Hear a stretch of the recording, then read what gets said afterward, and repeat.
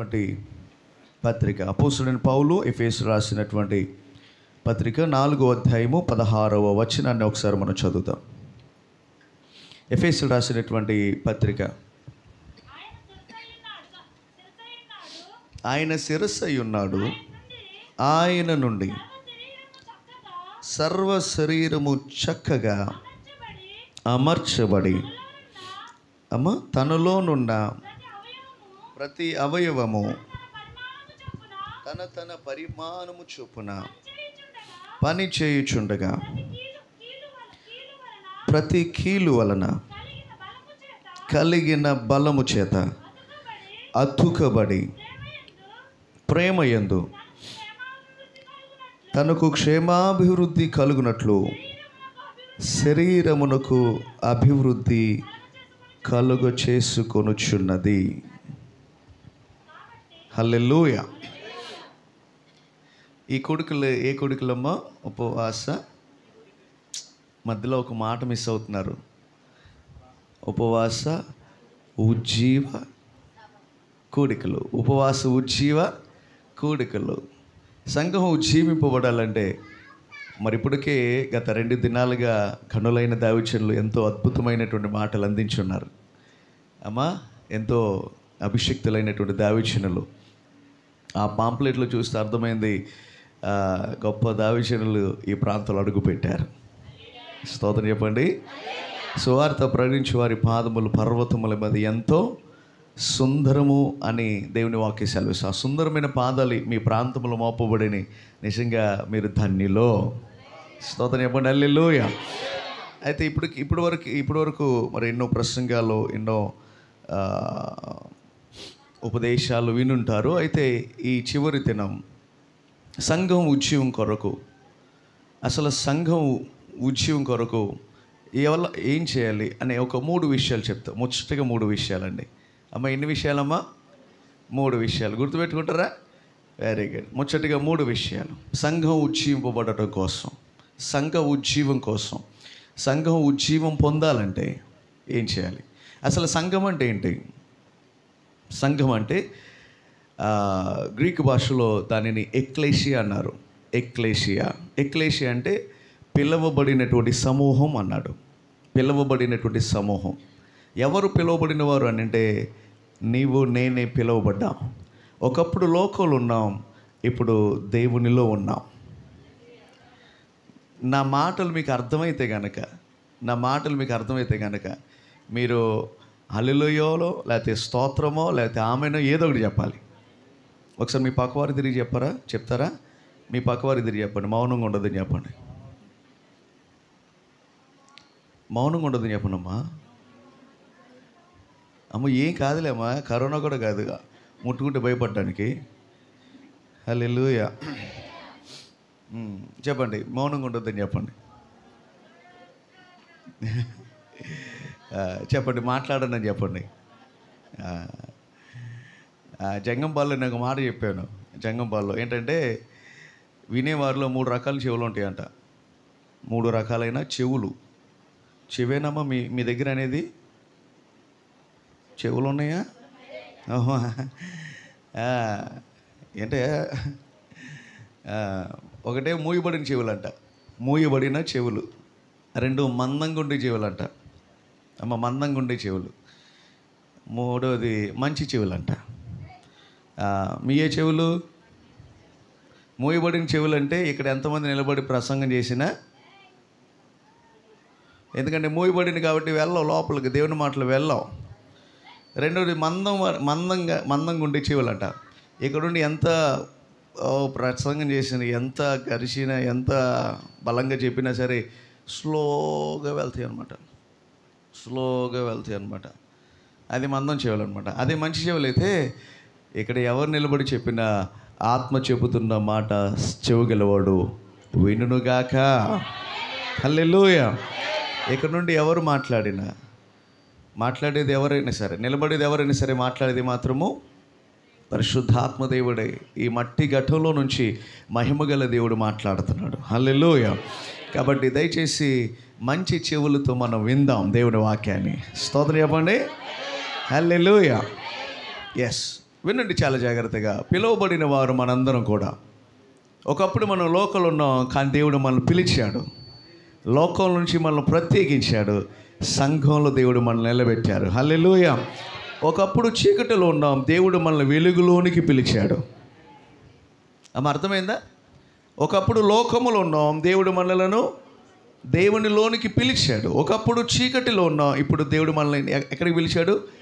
వెలుగులోనికి పిలిచాడు. ఒకప్పుడు పాపములో ఉన్నాం, దేవుడు మనల్ని పరిశుద్ధతలోనికి పిలిచాడు. నమ్మిన వారు స్తోత్రం చెప్పండి గట్టిగా. ఒకప్పుడు వెలుపట్టున్నాం, ఇప్పుడు లోపలికి పిలువబడ్డాం. యెహోవా చేత ఆశీర్వదించబడిన వాడా లోపలికి రమ్ము, బయట నిలువనేలా అని దేవుడు పిలిచాడు. దేవుడు పిలుపుని బట్టి మనందరం ఇక్కడ ఉన్నాం. ఇప్పుడు చెప్పండి, పిలువబడిన సమూహం ఎవరు? నీవు, నేనే. ఒకసారి చెప్పండి, మీ పక్క వాళ్ళ దగ్గర చెప్పండి, మనమే సంఘం. అరే చెప్పండమ్మా. నాకు అసలు ఎలా ఉంటుందంటే రిప్లై లేకపోతే సప్లై ఉండదు అనమాట. మీరు రిప్లై ఇవ్వాలి, నేను సప్లై చేస్తూ ఉండాలి. మీరు రిప్లై ఇవ్వలేదనుకో నాకు సప్లై రాదనమాట. అసలే కొంచెం బలహీనంగా ఉన్నా కదా. చెప్పండమ్మా, మనమే సంఘం. చెప్పండమ్మా. ఇప్పుడు ఎవరు సంఘం? ఎవరు? నువ్వే ఒక సంఘం, నేనే. ఇక్కడ ఎంత చక్కగా కట్టబడినటువంటి ఈ బిల్డింగ్ కాదు సంఘం. ఇక్కడ చక్కగా మరి ఎంతో చాలా అద్భుతంగా ఉందన్న మందిరం, చాలా బాగుంది. ఇంత అద్భుతమైన కట్టబడి చూసారా? ఇది కాదు సంఘం అంటే. సంఘం అంటే లోకము నుండి, పాపముల నుండి, చీకటి నుంచి పిలువబడినటువంటి మనమే ఆయన సంఘం. ఈ సంఘానికి శిరస్సు దేవుడు. హల్లెలూయా. కాబట్టి ఈ ప్రత్యేకమైన సమయంలో ఇప్పుడు సంఘం ఎవరంటే ఎవరని అర్థమైంది మనకి? నేనే ఒక సంఘం, నువ్వే ఒక సంఘం. ఆమె.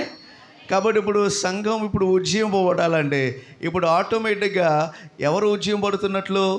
నీవు ఉజ్జీవింపబడాలి, నేను ఉజ్జీవింపబడాలి. నేను ఉజ్జీవం పొందడం కోసమే ఈ కోడికలో. అయ్యగారికి ఏదో ధనం ఉండి కాదు, లేకపోతే ఖాళీ ఫ్రీ టైం దొరికింది కదా అని చెప్పేసి ఏర్పాటు చేసినవి కాదు. నువ్వు నిశ్చయంగా ఉజ్జీవింపబడాలనే దైవజనుల ఆలోచన. నువ్వు ఉజ్జీవం పొందాలని దైవజనుల యొక్క ప్రార్థన.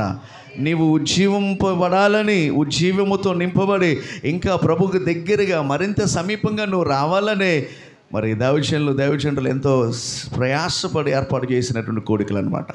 కాబట్టి ఒక సంఘం అంటే నీవు ఉజ్జీవింపబడాలంటే ఏం చేయాలి?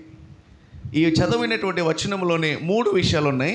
ఇంకా అటు ఇటు వెళ్ళనవసరం లేదు, కానీ అక్కడే ఉండి మనం ధ్యానం చేద్దాం. చదవండి ఒకసారి, మరొకసారి. ఎఫెసు రాసిన పత్రిక 4వ అధ్యాయం 16 వచనం చదవనమ్మా.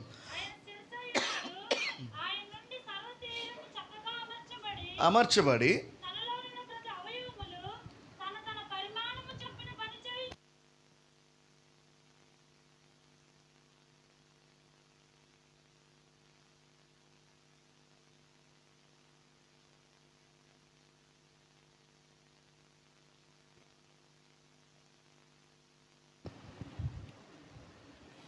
హల్లెలూయా.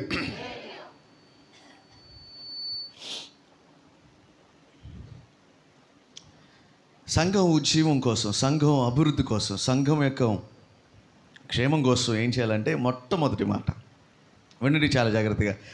అమర్చబడాలి అని చెప్పండి. అమర్చబడాలి. అర్థమైందమ్మా? అమర్చబడటం అంటే తెలుసా మీకు?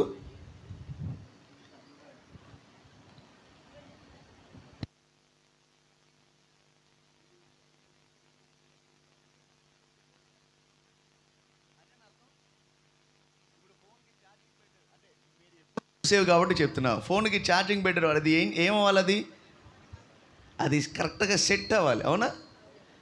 అది చక్కగా ఆ ఫోన్కి ఆ కనెక్టర్కి సెట్ అయితేనే అది అమర్చబడుతుంది, చక్కగా ఛార్జింగ్ ఎక్కుతుంది. అమర్చబడటం అంటే ఇంతేనా? అంటే ప్రాంతాలు మారేపాటికి ఆ భావాలు మారిపోతూ ఉంటాయి. అందుకని నాకు భయం అనమాట. అమర్చబడటం అంతేనమ్మా? సెట్ అవటం. ఇప్పుడు ఈ కిటికీ ఇక్కడ అమర్చారు. ఈ యొక్క ఖాళీలో ఈ కిటికీని చక్కగా ఏం చేశారు? అమర్చబడ్డారు. ఏంటో చెప్పట్లే మీరు. ఇప్పుడు ఈ స్టాండ్ పెట్టి ఆ స్టాండ్కున్న క్లిప్కి ఫోన్ని ఏం చేశారు? అమర్చారు. ఈ మంచానికి కోళ్ళు ఏం చేశారు? అవ్వా భలే చెప్పారా, వెరీ గుడ్. ఇప్పుడు అర్థమైపోయింది అనుకోండి అమర్చబడటం అంటే ఏంటో.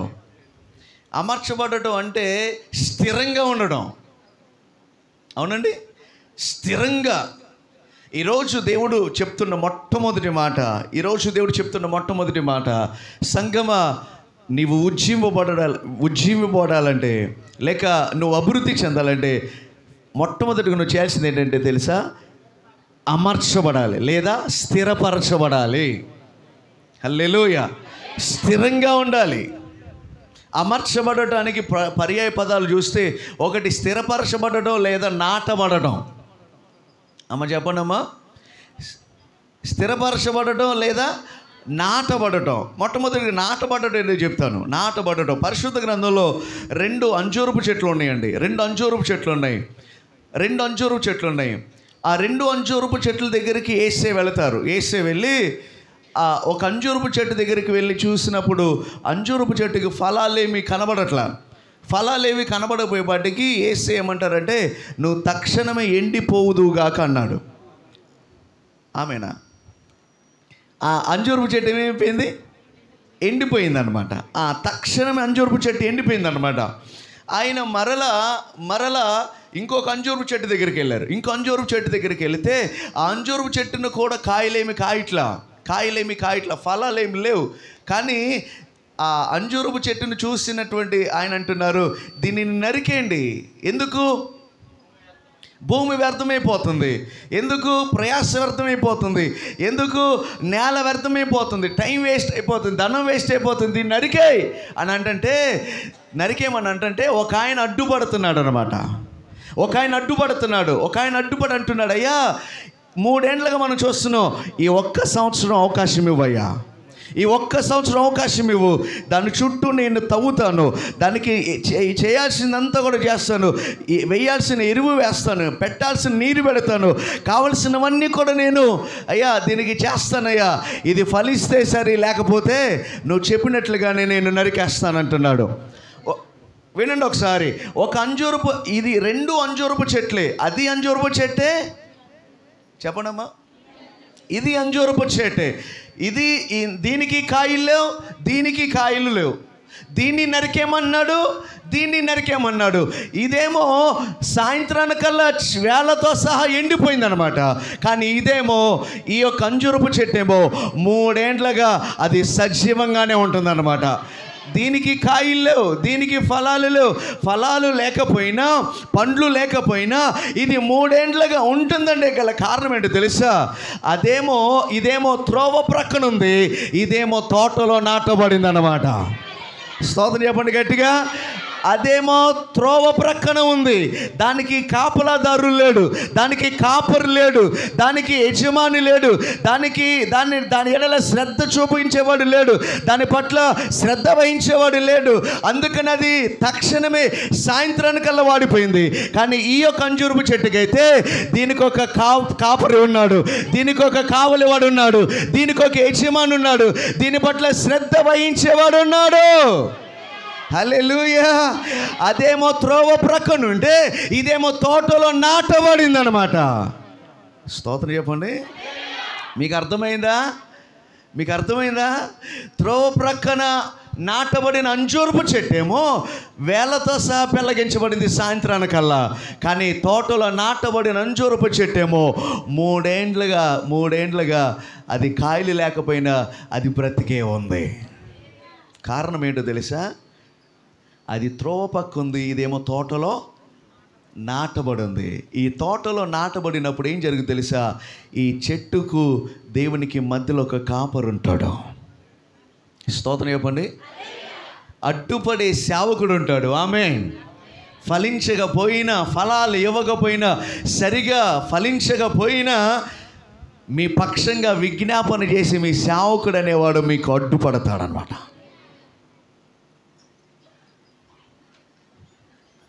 నాకున్న అది మంచిదో చెడ్డో నాకు తెలీదు.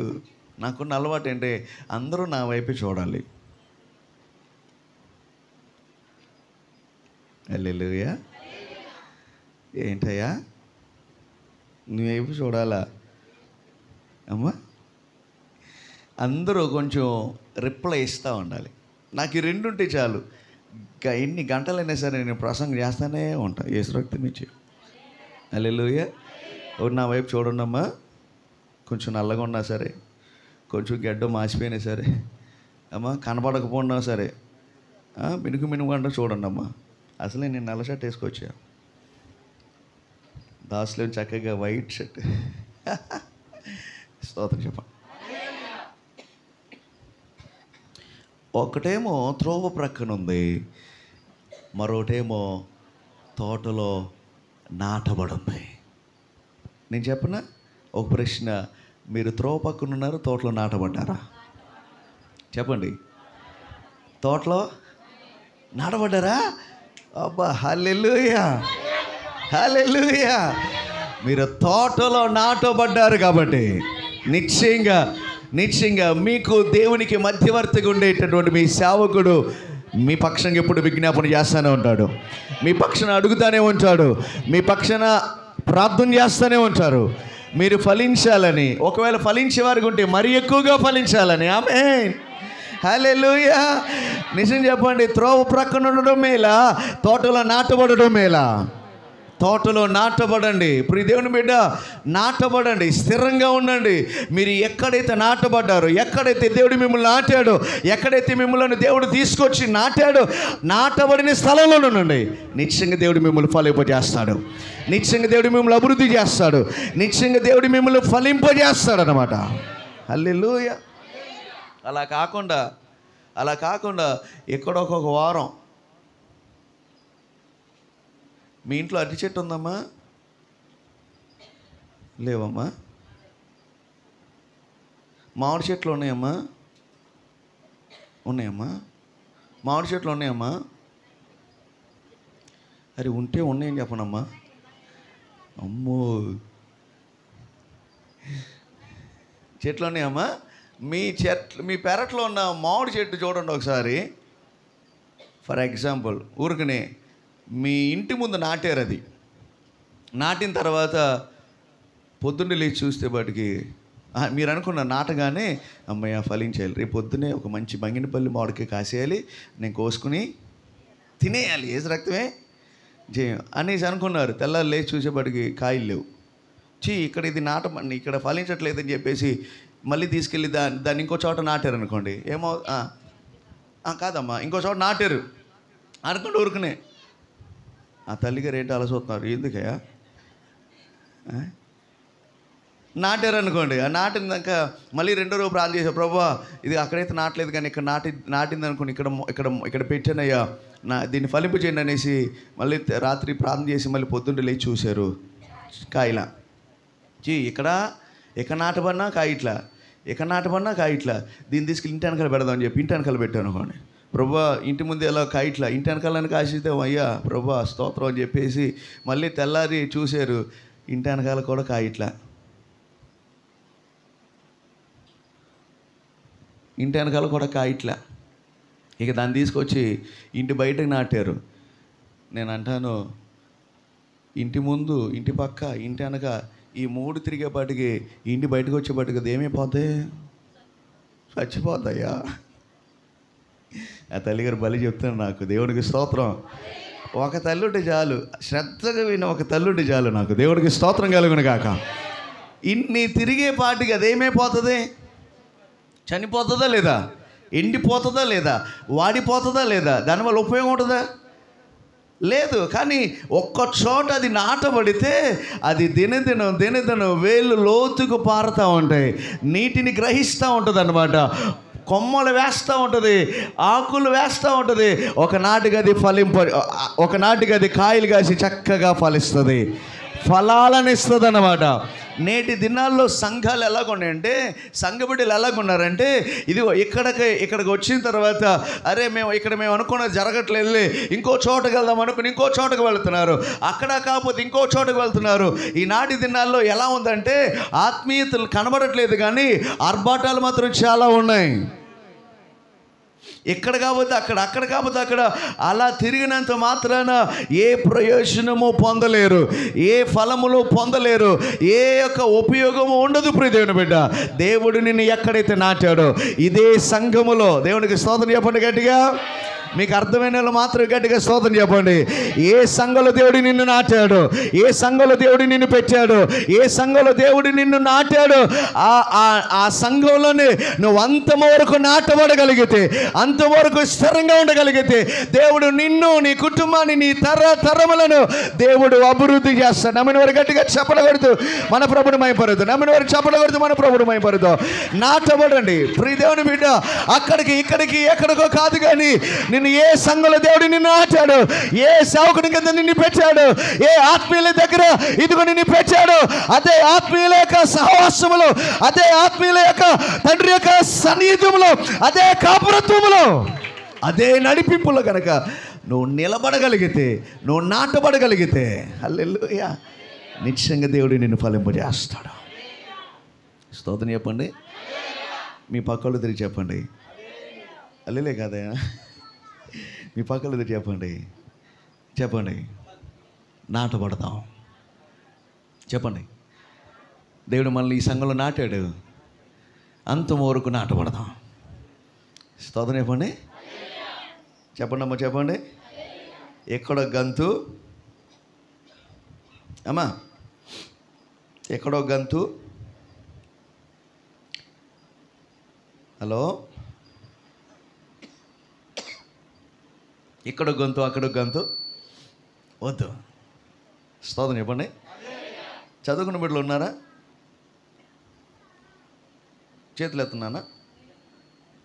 చదువుకున్న బిడ్డలు కాదు, సారీ, నా ప్రశ్నే పొరపాటు. నన్ను చదువుకున్న బిడ్డలు చెప్పరా? చేతులు ఎత్తున్నానా? ఎత్తరా చెయ్య అంటే మీ ఆశలు అంటున్నానమ్మా. మాది కృష్ణా జిల్లానే. నానా ఏ స్కూలు?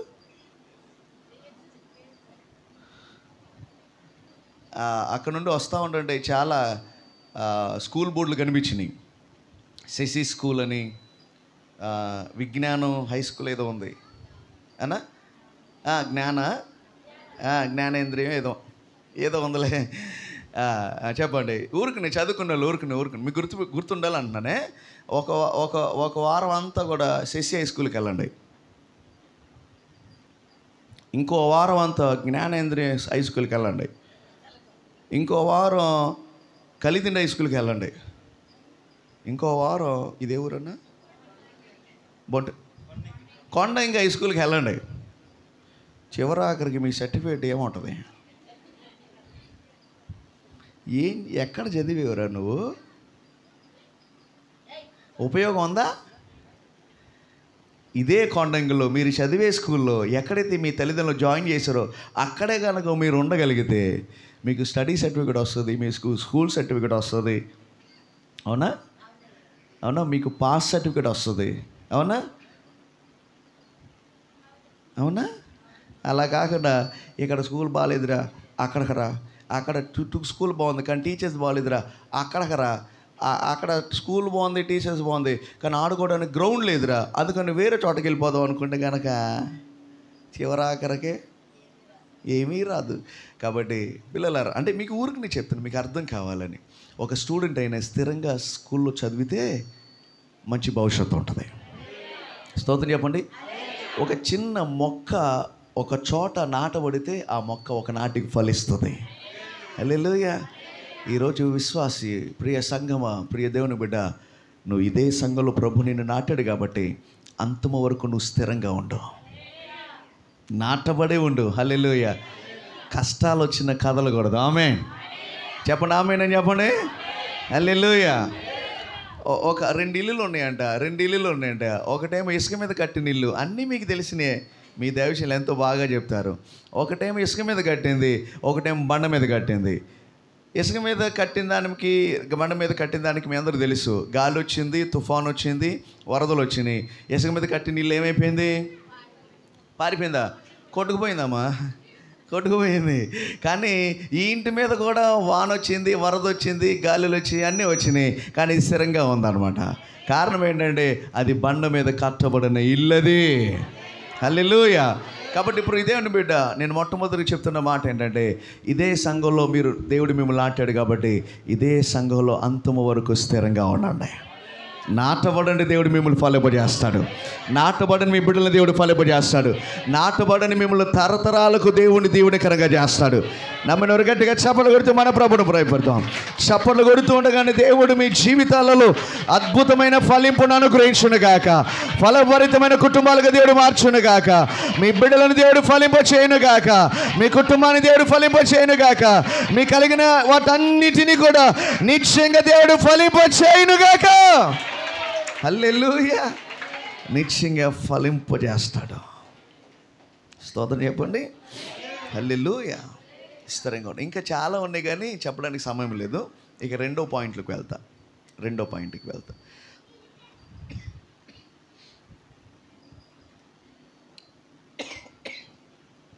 ఒక్క మాట చెప్పి నేను వెళ్తానే, ఓకేనా? ఒక్క మాట చెప్పి నేను రెండో పాయింట్కి వెళ్తాను. చాలా ఉన్నాయి కానీ అన్నీ చెప్పను, ఒకటే చెప్తాను. మీ అందరికీ తెలుసు, ఇక్కడ చాలామంది స్త్రీలు ఉన్నారు కదా, బాగా కనెక్ట్ అవుతుంది మీకు, అందుకని ఒక మాట చెప్పు. ఒక బైబిల్లో ఒక ఆవిడ ఉంది. తను తన భర్తను తీసుకుని, తన బిడ్డలు తీసుకుని ఒక దేశానికి వెళ్ళింది. ఏదో చేయాలని, సాధించాలని. కానీ ఆ దేశానికి వెళ్ళింది. 10 సంవత్సరాలు నివసించింది. 10 సంవత్సరాలు గడిచిపోయినాయి. ఈ 10 ఏళ్లలో 2 పిల్లలకి పెళ్ళిళ్ళు చేసింది. 2 కోడలు వచ్చారు. మొత్తం 4 వెళ్ళారు, 6 అయ్యారు. ఏమైందో తెలియదు. సంవత్సరం తిరగకముందే 2 కొడుకులు చచ్చిపోయారు, భర్త చనిపోయాడు. ఇక మిగిలింది 3. 4 వెళ్ళారు, 6 అయ్యారు. 6లో 3 పోయారు, ఇంకా 3 ఉన్నారు. ఆ 3లో కూడా సరే మరలా ఈవిడ విడిచి వచ్చిన దేశానికి వెళ్ళిపోదామని చెప్పి, అమ్మ నేను వెళ్తాను, మీరు ఇదే ప్రాంతంలో ఉండండి, మీ తల్లిదండ్రుల దగ్గరికి వెళ్ళండి, ఒక మంచి వివాహాలు చేసి మీకు ఒక చక్కటి భవిష్యత్తు ఇస్తారు అని చెప్పి అంటే, ఒక ఆవిడ అత్తమ్మను ముద్దు పెట్టుకుని వెళ్ళిపోయింది. మంచి ఛాన్స్ వచ్చిందిలే అని చెప్పి. కానీ ఒక ఆవిడ అంటుంది, అత్తమ్మ నువ్వు నన్ను అలా అనొద్దు, నువ్వు ఎక్కడికి వెళతావు, నేను అక్కడికి వెళ్తా. నీ దేశమే నా దేశం, నీ దేవుడే నాది. వాళ్ళు చెప్తారే, ఇంక మీకు చెప్పవసలా. నీ జనమే నా జనం. నువ్వు ఎక్కడ నివసిస్తే నేను అక్కడే ఉంటా. నువ్వు వెళ్ళే చోటకే నేను వెళ్తా. నీవు మృతి పొందిన చోటనే నేను మృతి పొందుతా. నిన్ను ఎక్కడైతే సమాధి చేస్తానో అక్కడే సమాధి చేయనివ్వండి. మరణము తప్ప నన్ను ఏది కూడా వేరు చేయడానికి వీలు లేదు అని తన మనసును స్థిరపరచుకొని అత్తతో కలిసి వచ్చింది. వచ్చినటువంటి ఆ ఊరిలోనికి ఇక ఉండడానికి ఇల్లు ఉంటుందేమో కానీ తినడానికి 10 ఏళ్ళు దాటిపోయినాయి కదా. ఒకవేళ ఆహార పదార్థాలు ఉన్నా సరే అవి పాడైపోయి ఉంటాయి, అవునా? 10 ఏళ్ళ తర్వాత వస్తే చూడండి అన్నీ పాడైపోయి ఉంటాయి. కాబట్టి ఆహారం తినాలి కదా. ఒక పొలానికి వెళ్ళింది. ఆ పొలంలో పరిగేరుకుంటే ఆ యజమాని చూస్తాడు. యజమాని చూసి అంటాడు, ఆవిడెవరు అని అంటే, ఈవిడయ్యా నయోమి కోడలు అని తన చరిత్ర అంతా కూడా చెప్తాడనమాట. అలా చెప్పిన తర్వాత ఈ అత్తగారు అనుకుంటున్నారు ఈవిడికి ఒక పెళ్లి చేయాలి అనేసి.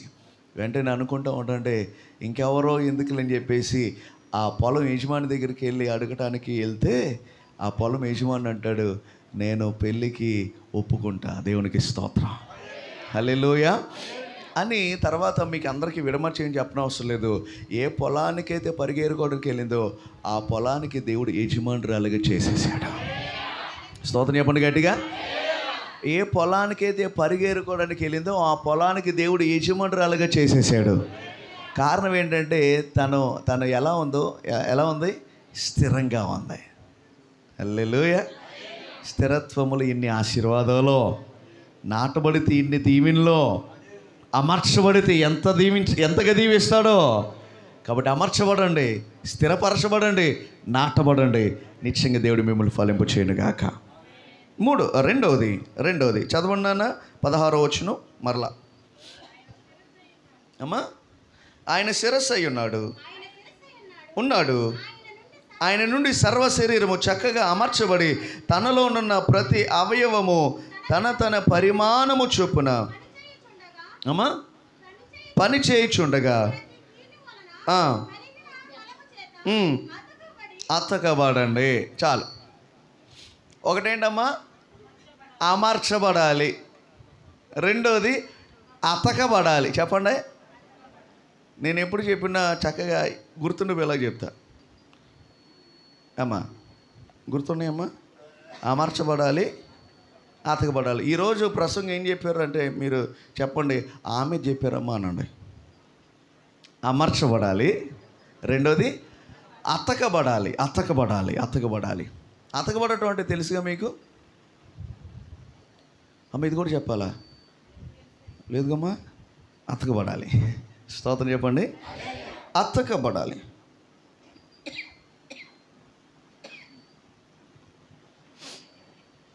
శరీరం నుండి ఒక భాగం విడిపోయిందనుకో, శరీరం నుంచి ఈ వేలు విరిగిపోయిందో లేక గాయమైందో ఈ శరీరం నుంచి ఈ భాగం అనుకోండి. శరీరం నుంచి విడిపోయినటువంటి ఈ వ్రేలు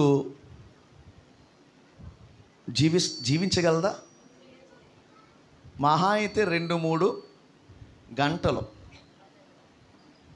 నాకు తెలిసిన ఒక ఆయన ఉన్నారన్న ఉయ్యూరులో, ఇస్రాకులు తయారు చేసే మిషన్. ఆ మిషన్లో ఈ వేళ్ళు పడిపోయినాయమ్మా. ఈ వేళ్ళు ఇక్కడ కట్ అయిపోయినాయి. వెంటనే అక్కడెక్కడ తిప్పారు. సరే, ఒక ఆలోచన వచ్చింది, వేరే స్పెషల్ దగ్గరికి వెళ్దామని చెప్పేసి ఈ 3 వేళ్ళని తీసుకెళ్ళన్నా, అంటే ఒక కంటర్లు పెట్టి తీసుకువెళ్ళారు. ఆ డాక్టర్ అన్నారంట, అయ్యా మీరు ఒక 2 గంటల ముందు తీసుకొస్తే ఈ వేళ్ళు సెట్ అయ్యాయి. ఈ శరీరం నుంచి వేరే అయిపోయి 2 గంటలు దాటిపోయింది. ఇక ఈ యొక్క వ్రేళ్ళు పనికి రావు అని చెప్పేసి ఇక ఆయనకి ఇక్కడ వరకు తీసేశారన్నమాట. ఈ వేలు ఉంటాయి, ఈ 3 వేలు ఉండవు. శరీరము నుండి వేరైపోయిన ఈ భాగం ఎందుకు అమ్మ చెప్పండి? ఇది పనికి రావాలంటే, ఈ భాగం మరలా పని చేయాలంటే ఈ శరీరంతో మరలా ఏమి అవ్వాలి? ఇది అతకబడాలి. స్తోత్రం చెప్పండమ్మా. శరీరములో నుండి వేరైనటువంటి ఈ భాగం మరలా జీవం పొందాలంటే, మరలా రక్త ప్రసరణ జరగాలంటే, మరలా నరములతో సంధించబడాలంటే, మరలా జీవంతో నింపబడాలంటే ఈ విడిపోయినటువంటి ఈ యొక్క భాగం మరలా అతకబడాలి. అవునా కాదా? స్తోత్రం చెప్పండమ్మా. కొమ్మ నుండి చెట్టు నుంచి ఒక కొమ్మ వేరైపోయింది అనుకోండి, ఆ కొమ్మ బతికిద్దా? ఆ కొమ్మ బతకాలంటే మరలా ఏం చేయబడాలి? అది అమ్మా మరలా కొమ్మకి ఆ చెట్టుకి ఏం చేయబడాలి? అది బయాలజీ స్టూడెంట్స్ ఉన్నారు కదా ఇక్కడ.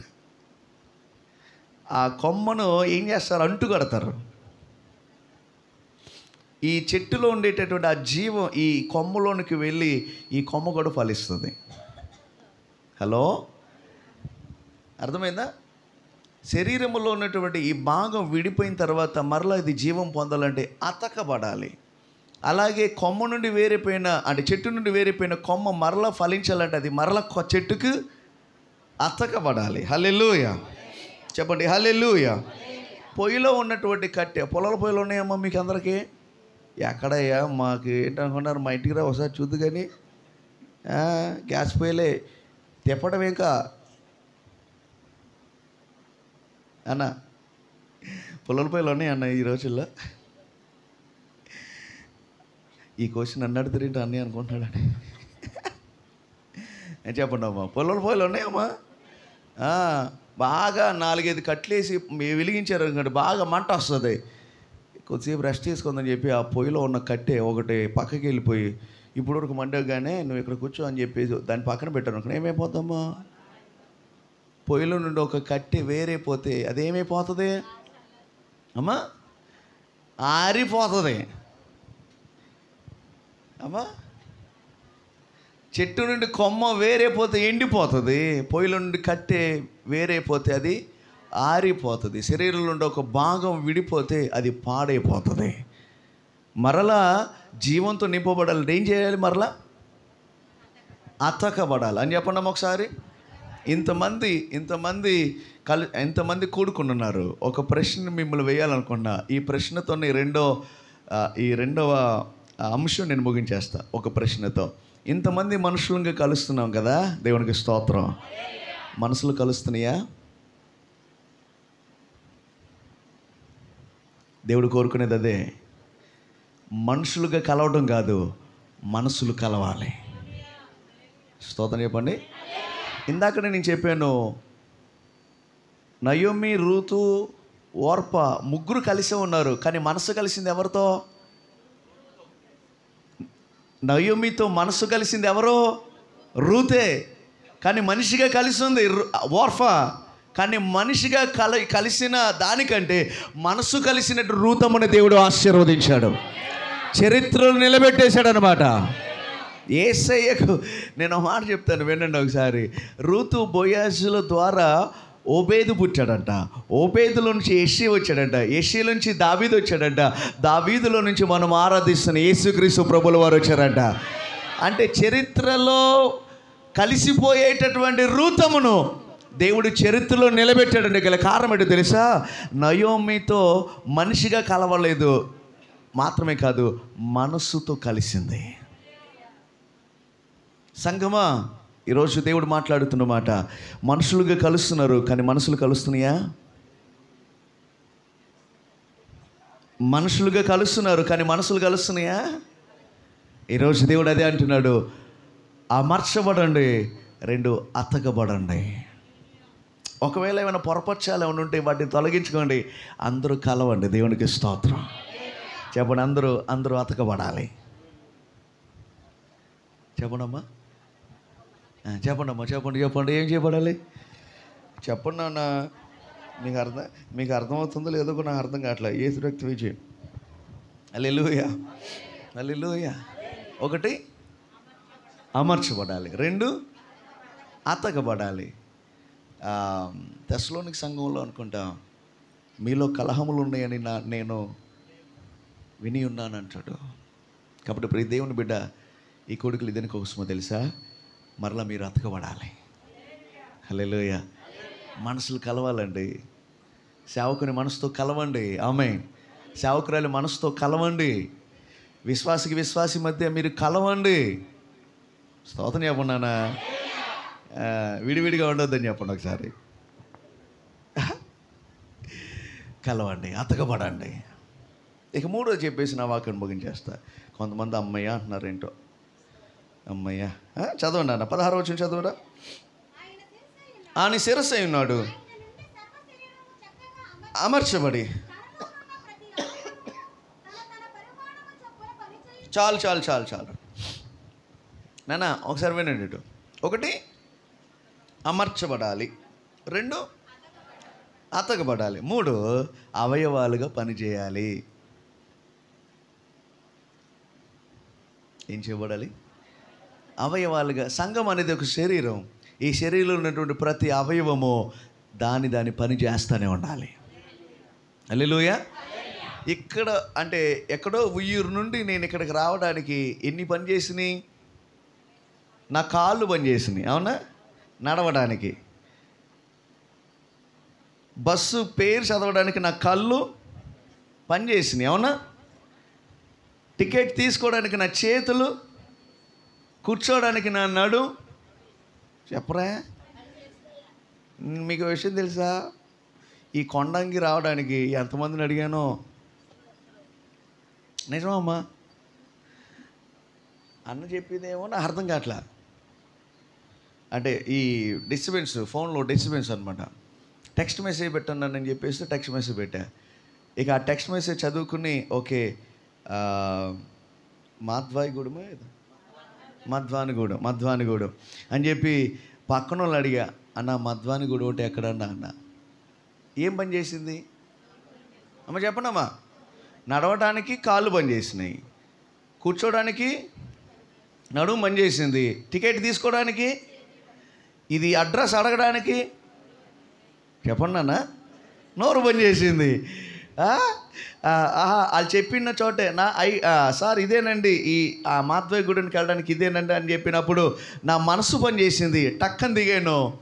దిగటంతోనే అన్న ఎవరో వచ్చారు. అన్న మీరా? వావ్, గాడ్ బ్లెస్ యూ అన్న. నిజంగా అంటే ఇన్ని పని చేసినాయి కాబట్టి నేను మీ మధ్యలోనికి రాగలిగా.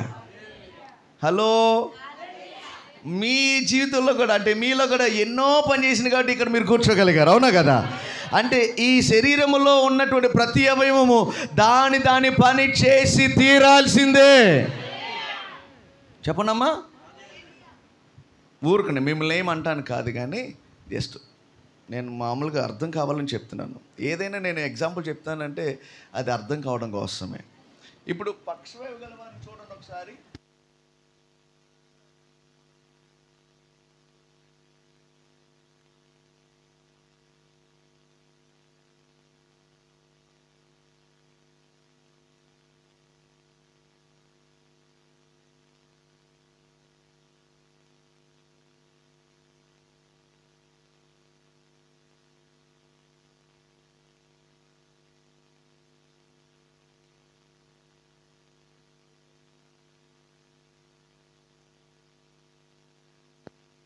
చూడండి, అన్నీ పని చేస్తాయి.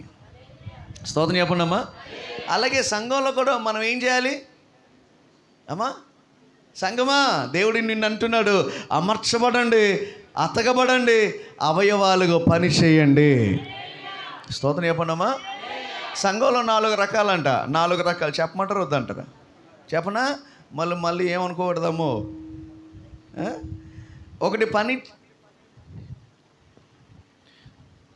ఒకటి పని చేయని వాళ్ళంట. ఏ పని చేయరు ఇక వాళ్ళు. అయ్యగారు అంతే, ఏ పని చేయరు ఇక. అయ్యగారు చెప్పినా చేయరు, అమ్మగారు చెప్పినా చేయరు, ఎవరు చెప్పినా చేయరు. రెండోది పని చూసేవారు.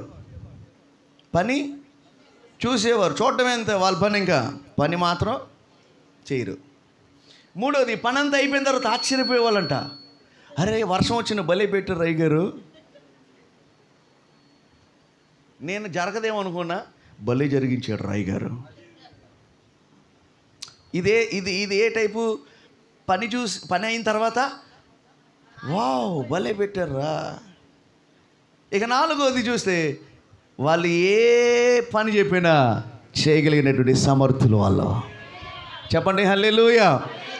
పని చేయని వారిగా ఉంటున్నారా, లేక పని చూసేవారికి ఉంటారా, లేక పని అయిన తర్వాత ఆశ్చర్యపోయేవారికి ఉంటారా, పని చేసేవారికి ఉంటారా? ఎత్తండి ఒకసారి గట్టిగా చేతులు, గట్టిగా ఎత్తాలి చేతులు. సగం ఎత్తితే కనుక నేను అనుకుంటా సగం పనే చేస్తారేమో అని. అంట్లు ఎలా కడగాలమో పూర్తిగా కడగాలి. జంగంపాడు వచ్చేటప్పుడన్నా మొన్న టిఫిన్ చేయడానికని గుడివెళ్ళ ఆగి ఒక చోటకి వెళ్ళాం.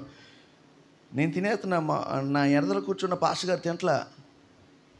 ఏంటన్నా తింటలేదంటే, ఈ స్పూన్ చూడు ఎలా ఉందో, ఈ స్పూన్ చూడు ఎలా ఉందో అన్నాడు. చూస్తే సగం ఇడ్లీ దానికే ఉందమ్మా, కడగలా పెట్లా. అదేం పని? సగం పని. చెప్పండి మీరు చెప్పండి, సగం పని చేస్తారా, ఫుల్గా చేస్తారా? చెప్పండి. నాకు ఇచ్చిన సమయం అయిపోయిందమ్మా, త్వరగా చెప్పాను కదా. 45 నిమిషాల్లో ఇక వాక్యం ఇంక ఉంటుంది, ఇంకా ముగించేటివే. చెప్పండి. పూర్తిగా పని చేసేవాళ్ళు చెప్పండి. హల్లెలూయా. సేవకుడి నోట్ల నుంచి ఏదొచ్చినా సరే టక్క నేనే చేస్తానయ్యా. హల్లెలూయా. ఎవరి పని వాళ్ళు చేయండి, ఖచ్చితంగా దేవుడు గొప్ప కార్యాలు చేస్తాడనమాట. నేను దీనికి సంబంధించిన ఒక్క మాట చెప్పి ముగించేస్తాను. ఒకరోజు అమాలేకీలకిను ఇజ్రాయేలీలకి యుద్ధం జరుగుతుంది. వీళ్ళు కొండ కింద యుద్ధం జరుగుతుంటే కొండ పైన మోషే ఉన్నాడు.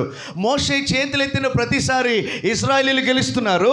మోషే చేయి బరువెక్కిందని చెప్పి చేయి దించిన తర్వాత ఇశ్రాయేలు ఓడిపోతున్నారు. ఈ సంఘటన కొంతమంది చూశారు, ఇద్దరు చూశారు. ఆ ఇద్దరు ఎవరు తెలుసా? హూరు అహరోను. ఇద్దరు చూశారు. అరే దైవజనుల చేతులు, ఇదిగో దైవజనుల చేతులు ఆదుకోవాలి, దైవజనుల చేతులు కింద దించితే మనం ఓడిపోతున్నాం, దైవజనుడు చేతులు పైకెత్తితే మనం గెలుస్తున్నాంరా, కాబట్టి మన దైవజనుడి చేతులు దిగకూడదు. ఆమె చెప్పండి గట్టిగా. మన దైవజనుల చేతులు బలహీనం అవ్వకూడదు. మన దైవజనుల చేతులు ఇదిగో వేసారిపోకూడదు. లేకపోతే మన దైవజనుల చేతులు దిగిపోకూడదురా. మనం వెళ్ళి ఆదుకోవాలని చెప్పేసి గబగబా కొండ పైకెక్కేసి అహరోను ఒకవైపు, హూరు ఒకవైపు. ఆమె చెప్పాలి మీరందరూ కూడా. చెప్పాలి గట్టిగా. హూరు ఒకవైపు, అహరోను ఒకవైపు. ఇద్దరు తమ చేతులను ఆదుకున్నాడు. అంటే మోషే చేతులు ఆదుకున్నారన్నమాట. అలా ఆదుకున్నప్పుడు మోషే చేతులు పైకెత్తినప్పుడు యుద్ధములో ఇశ్రాయేలీయులు అద్భుతమైన విజయాన్ని సాధించారనమాట. గట్టిగా చప్పట్లు కొడుతూ మన ప్రభుని మహిమపరుతూ ఒక్క మాట చెప్పనివ్వండి. మోషే పని మోషే చేస్తున్నాడు, హూరు పని హూరు చేస్తున్నాడు, అహరోను పని అహరోను చేస్తున్నాడు. కింద కొండ కింద యెహోషువ పని యెహోషువ చేస్తున్నాడు. వీళ్ళందరూ వారి పని చేయటం వల్ల యుద్ధంలో అద్భుతమైన విజయాన్ని సాధించారనమాట. యుద్ధంలో గెలిచారనమాట. అద్భుతమైన విజయం సాధించారనమాట. సంగమా, ఈరోజు దేవుడు మీతో చెప్తున్నమాట, పరిచర్య అనేది ఒక్కడితో జరిగేది కాదు. సేవ అనేది ఒక్కడితో జరిగేది కాదు. సేవ అనేది ఒక్కరితో అయ్యేది కాదు. సేవకుడు పని సేవకుడు చేయాలి, సేవకురాలు పని సేవకురాలు చేయాలి, సంఘ పెద్దల పని పెద్దలు చేయాలి, విశ్వాసి పని విశ్వాసి చేయాలి, యవన బిడ్డల పని యవన బిడ్డలు చేయాలి. ఇలా ఎవరి పని వారు చేసినప్పుడు పరిచర్యలో దేవుడు అద్భుతమైన విజయాలు అనుగ్రహిస్తాడు. సేవలు అద్భుతమైన విజయాలు ఇస్తాడు. హల్లెలూయా. కాబట్టి ఒక మాట, పని చేద్దామా? కంటి పని కంటి చేయాలి. హలో, చేద్దామా వద్దా? కాబట్టి అమర్చబడండి, అతకబడండి, అవయవాలుగా పని చేయండి. నిశ్చయంగా దేవుడు ఒక గొప్ప ఉజ్జీవంతో ప్రభు మిమ్మల్ని నింపుతాడు. మిమ్మల్ని మీ కుటుంబంలో ప్రభు దీవిస్తాడు. దేవుడు అట్టి కృప మీ అందరికీ అనుగ్రహించును గాక.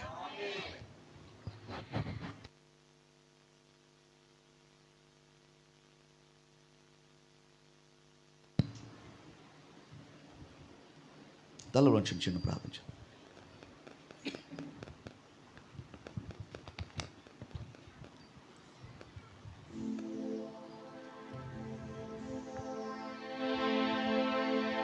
అమర్చబడండి ప్రియ దేవుని బిడ్డ, అమర్చబడండి, స్థిరంగా ఉండండి. నిన్ను ఏ తోటలో ప్రభు నిలబెట్టాడో, ఏ తోటలో దేవుడు నిన్ను నాటాడో